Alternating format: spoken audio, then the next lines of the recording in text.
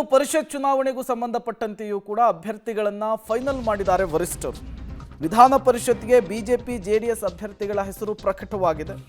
ವಿಧಾನ ಪರಿಷತ್ಗೆ ಬಿಜೆಪಿಯಿಂದ ಲಿಂಗರಾಜ್ ಪಾಟೀಲ್, ರಘು ಕೌಟಿಲ್ಯ ಬಿಜೆಪಿ ಅಭ್ಯರ್ಥಿಯಾಗಿ ಆಯ್ಕೆಯಾದರೆ ಎನ್ಡಿಎ ಮೈತ್ರಿ ಅಭ್ಯರ್ಥಿಯಾಗಿ ಮೂರನೇ ಅಭ್ಯರ್ಥಿಯಾಗಿ ಗೋವಿಂದರಾಜು ಅವರ ಹೆಸರು ಫೈನಲ್ ಆಗಿದೆ. 7 ಸ್ಥಾನಕ್ಕೆ ನಡೆಯಲಿರುವಂತಹ ಪರಿಷತ್ ಚುನಾವಣೆ ಇದು.